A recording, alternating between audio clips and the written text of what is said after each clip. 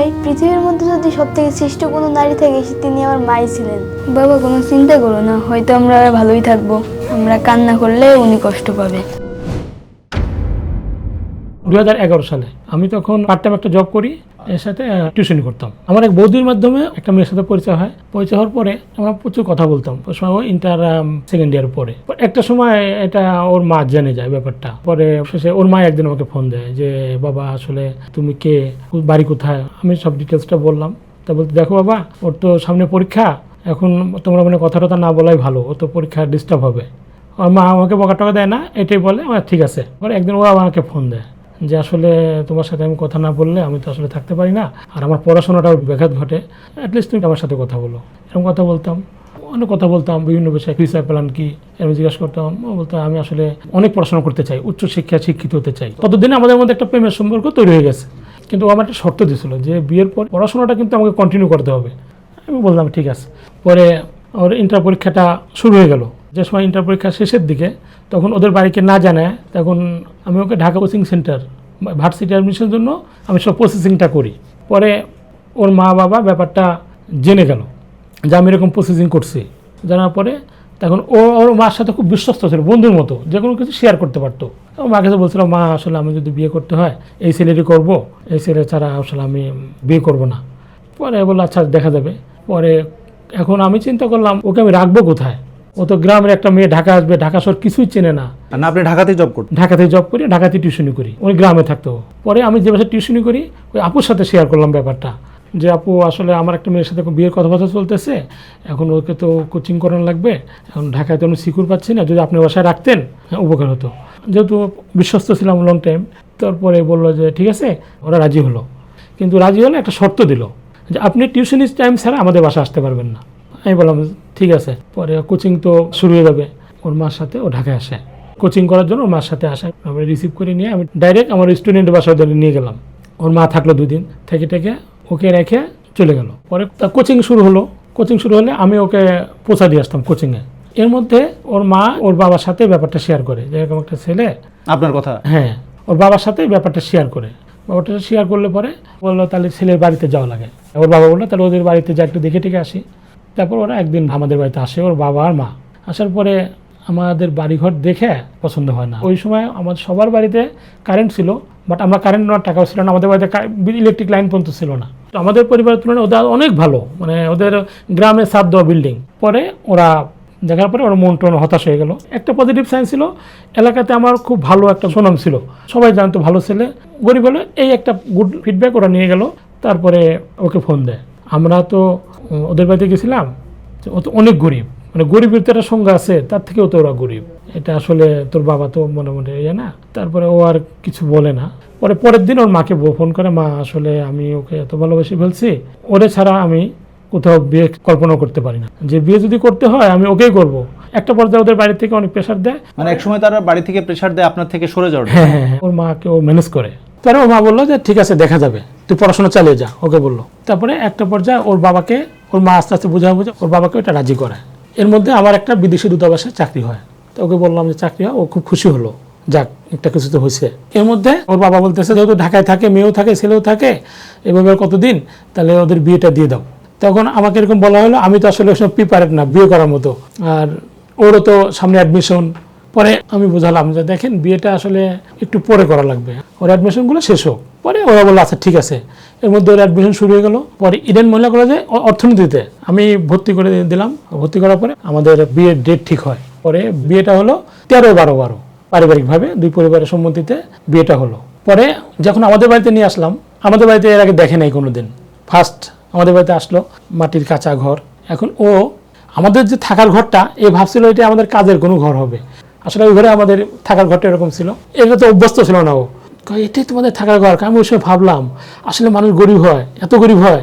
পরে ওর যেহেতু ক্লাসটা শুরু হয়ে গেল, বিয়ের 1 মাস পরে ওকে আমি ঢাকাতে নিয়ে আসলাম, একটা বাসা নিলাম, থাকতেছিলাম। আমি সকালবেলা অফিসে চলে যেতাম, ও কলেজে যেত, অনেক পরিশ্রম করতো, ভোরে উঠতো, ভোরে উঠে আমার দুপুরে লাঞ্চ করে আমার ব্যাগে দিয়ে তারপরে সে যেত। যেদিন আমি লাঞ্চ নিয়ে যেতাম না, ও না খেয়ে বসে থাকতো যে আমি আসবো একসাথে খাবো। আমাকে বললো বড় একটা থাল নিয়ে আসবা। আমি কেন? এক থালে 2 জন খাবো। ওর বড় একটা থাল নিয়ে আসতাম, আমরা 2 জন একসাথে ভাত খেতাম। কিন্তু এদিকে আমার বাড়ির অবস্থা খারাপ, বাড়িতে টাকা পাঠানো লাগতো, সব কিছু মিলে সংসারটা একটু টানাপোড়েন চলতেছিল। আমি মাঝে মাঝে খুব হতাশ হয়ে যেতাম যে নতুন বউ নিয়ে এসে ওইভাবে আসলে পরিবেশ দিতে পারতেছি না, খুব খারাপ লাগতো।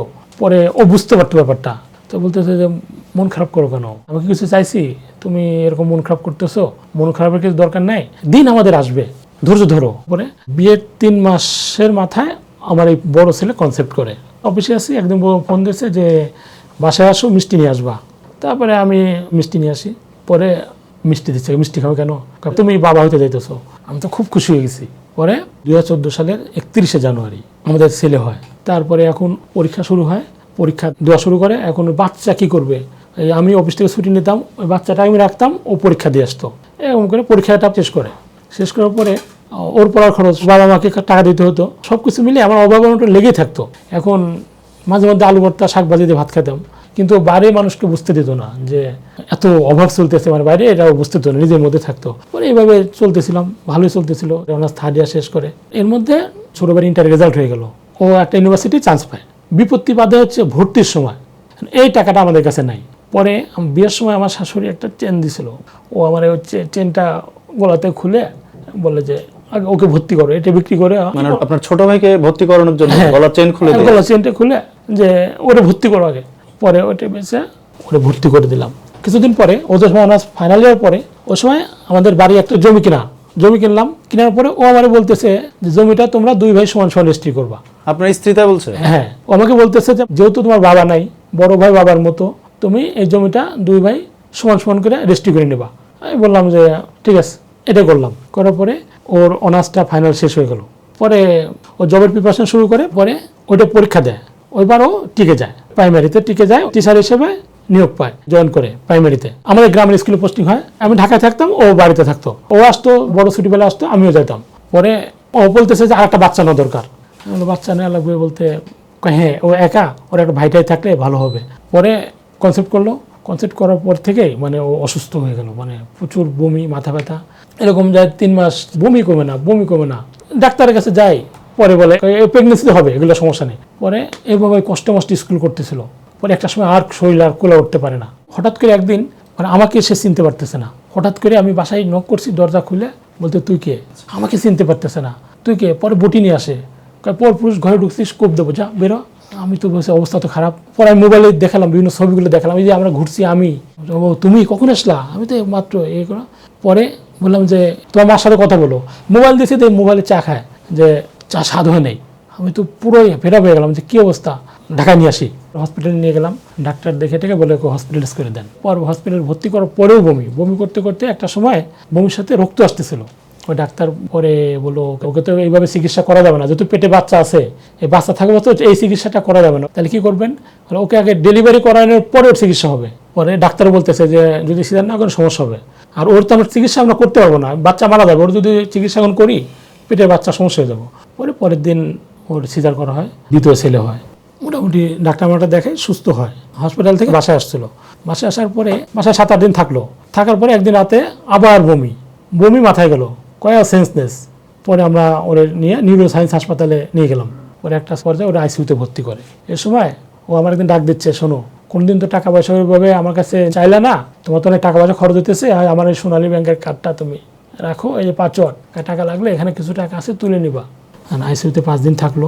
আমার স্ট্রোকের অবস্থা অনেক ভয়াবহ হয়ে গেছে। ডাক্তার বলে যে ডেট, মারা গেছে জুনের 12 তারিখ। আমি এত কষ্ট পাইছি। আমার ছোট ভাইটা, আমি তো স্বাভাবিক, আমার ছোট ভাইটা কান্না করতে করতে কয় আমার মা হারা গেছে।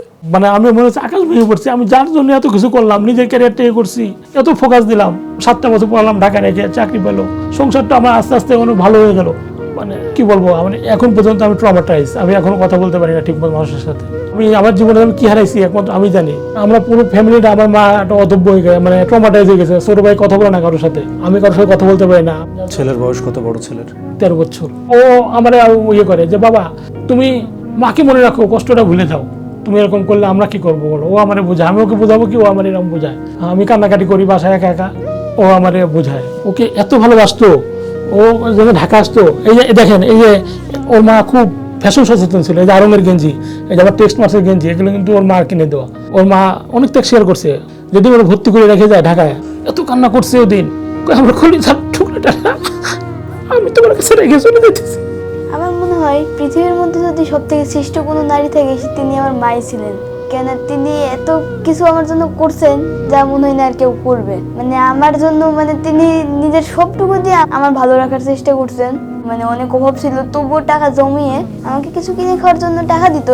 এখন মা মারা যাওয়ার পরে এখন আমার মার কথা খুবই মনে পড়ে, মানে অনেক কষ্ট লাগে আর কি। আমার মা যেখানেই থাকুক ভালো থাকুক, দোয়া করি যাতে তিনি ওপারে সুখে থাকেন। বাবা কোনো চিন্তা করো না, হয়তো আমরা ভালোই থাকবো। আমাদেরকে দেখে এখন উনিও শান্তি পাবে, আমরা কান্না করলে উনি কষ্ট পাবে।